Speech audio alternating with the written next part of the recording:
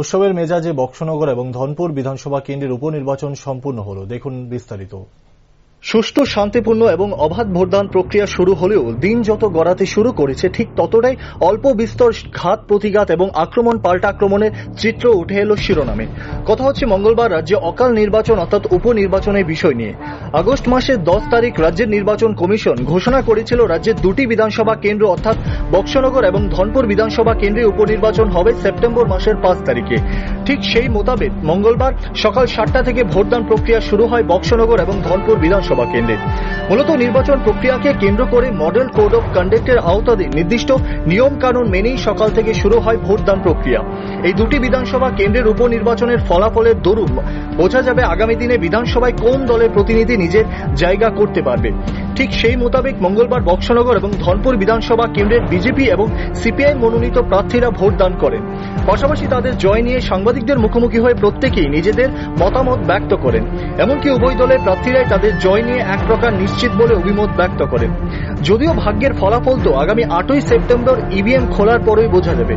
অন্যদিকে সারাদিনে বক্সনগর বিধানসভা কেন্দ্রে বিকেল 4টা পর্যন্ত মোট ভোট পড়েছে 89.02% এবং ধনপুর বিধানসভা কেন্দ্রে মোট ভোট পড়েছে 81.34%।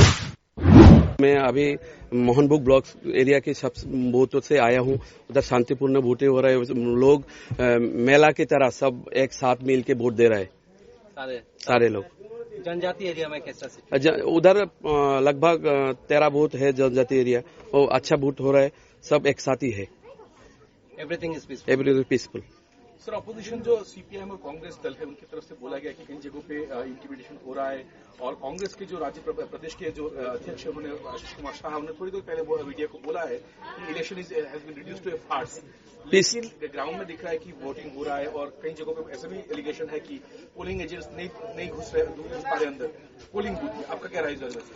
पिछले जो उपनिर्वाचन घोषणा हुआ उसके बाद से उनको एक बार ही देखा गया है इधर, तो उनका कोई समर्थन इधर है ही नहीं और लोग भी अच्छी तरह नहीं देख रहे, क्योंकि जो पिछले निर्वाचन से 2018 से पहले दोनों अपोजिशन में थे, कांग्रेस और सीपीएम दोनों गुंडागर्दी करते थे इस एरिया में। अभी ये शांतिपूर्ण पीस उनको अच्छा नहीं लगता, तो हम चाहते हैं जैसे वोट हो रहा है अभी शांतिपूर्ण सब एक साथ। आप इधर भी देख रहे हैं एक शांतिपूर्ण एरिया साइड से वोट हो रहा है सब एक साथ मिलके, तो ऐसे उनको पसंद नहीं है। हम शांति से रहना चाहते हैं, सबको एक साथ लेके और उन्नयन की तरफ हम आगे बढ़ना चाहते हैं।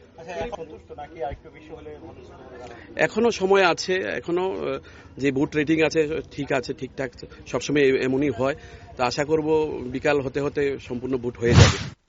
ভোট গ্রহণ প্রথম হলো সরব প্রচার হয়েছে, কিন্তু সরব প্রচারের পর থেকে সুতাল ধনপুর বিধানসভা কেন্দ্রে 59 বুথে সন্ত্রাসের বাতাবরণ তৈরি হয়েছে। বাড়ি বাড়ি গিয়ে হুমকি দুমকি আমাদের শত শত কর্মী ভোট দিতে পারছে না। এছাড়া এখন সারা রাজ্যের থেকে বিশেষ করে বিলোনিয়া উদয়পুর সাব ডিভিশনের বিভিন্ন বুথে তারা জ্যাম করে রয়েছে। প্রায় 2000 উপরে বহিরাগত আছে এবং বিভিন্ন জায়গায় ফলস ভোট হচ্ছে। অর্থাৎ নির্বাচনের নামে একটা টোটালি প্রহসন হচ্ছে। এখানে মানুষটার যে অধিকার সেটা প্রয়োগ করে। আমার একটাই প্রশ্ন যে ভোটে তারা জিতলো, তারাই আবার পদত্যাগ করলো, তারাই আবার ভোট করেছে, হাজার হাজার সভা করলো, কিন্তু দেখা গেল মানুষকে তারা ভোট কেন্দ্রে ভোট দিতে দিচ্ছে না। বিশেষ করে আপনার ভবানীপুরে রাজনগরের লোকেরা ভোট দিচ্ছে। মনাই পাথর এখন আমরা খবর এলাম পুলিং এজেন্ট বের করে দিল, এই বরপাথরের লোকেরা, এখানে উদয়পুরের লোকেরা আছে, কাকরাবনের লোকেরা আছে, বিশেষ করে কামরাঙ্গাতলি দশরথ বাড়ি লইয়া এই মানে টোটাল ভোটের নামে একটা প্রহসন হচ্ছে। তাহলে এই ভোটের এত কোটি টাকা খরচ করে ভোটের কোনো প্রয়োজনই ছিল না। আমি ডিএমকে এখন ফোন করে বললাম যিনি এই নির্বাচনের দায়িত্বে আছে, তাহলে ভোট করে তো কোনো লাভ নেই। যে ভোটটা করার জন্য যদি করা হয় করছেন, কিন্তু ভোটের নামে প্রহসন করে লাভ নাই। এবং এটা আগামী দিনে আমাদের জন্য ভালো হচ্ছে, কারণ অনেক বিজেপি কর্মীরাদেরকেও তারা ভোট দিতে দিচ্ছে না এবং নির্বাপুর বুথে বিজেপির কর্মীরা তাদের সামনে ভোট দিতে হচ্ছে। এটা আমাদের জন্য ভবিষ্যতের জন্য লাভ হচ্ছে, কিন্তু এখন বর্তমানে যে গণতান্ত্রিক ব্যবস্থা টোটালি লুণ্ঠিত, প্রশাসন বিশেষ পুলিশ প্রশাসন টোটালি নিষ্ক্রিয়। এখন দেখার বিষয় আগামী 8ই সেপ্টেম্বর কোন দলের মনোনীত প্রার্থীর ভাগ্যের জয় জয়কার হয়, বিজেপি মনোনীত প্রার্থী নাকি সিপিআই মনোনীত প্রার্থীরা। আশায় বুক বেঁধেছে বক্সনগর এবং ধনপুর বিধানসভা কেন্দ্রের সাধারণ জনগণ। Bureau report, rising Tripura.